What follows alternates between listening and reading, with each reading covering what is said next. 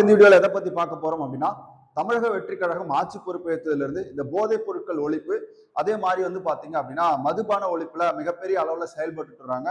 அதனுடைய ஒரு முக்கியமான படியா பாத்தீங்க அப்படின்னா 21 வயதுக்கு கீழ் உள்ளவர்களுக்கு மதுபானம் விற்பனை செய்தால் நடவடிக்கை எடுக்கப்படும் அப்படின்னு சொல்லிட்டு டாஸ்மாக் நிறுவனம் என்ன பண்ணிருக்காங்கன்னா எச்சரிச்சிருக்காங்க. முதல்வராக இருக்கக்கூடிய திரு ஜோசப் விஜய் அவர்கள் என்ன பண்ணியிருக்காரு அப்படின்னா நிறைய நடவடிக்கைகள் இதுக்கு முன்னாடி பாத்தீங்கன்னா 717 கடைகள் பாத்தீங்கன்னா மது கடைகள், பள்ளிகள், கல்லூரிகள், அதே மாதிரி கோயில்களுக்கு அருகில் உள்ள கடைகள் மூடப்பட்டிருக்கு. அதனுடைய தொடர்ச்சியா படிப்படியா என்ன பண்றாங்க அப்படின்னா 21 வயதுக்கு கீழ் உள்ளவர்களுக்கு மதுபானம் விற்பனை செய்தால் நடவடிக்கை மேற்கொள்ளப்படும் அப்படின்றத சொல்லியிருக்காங்க. அப்ப இது எல்லாமே பாத்தீங்கன்னா அடுத்தடுத்து கண்டிப்பா நம்மளால என்ன பண்ண முடியும் அப்படின்னா மதுவிலக்கை நோக்கி நகர முடியும். மதுவிலக்கால இந்த மதுபானத்தால வரக்கூடிய அந்த விற்பனைக்கு மாற்றாக அரசு நிறைய யோசனைகளை முன் வச்சுட்டு வராங்க.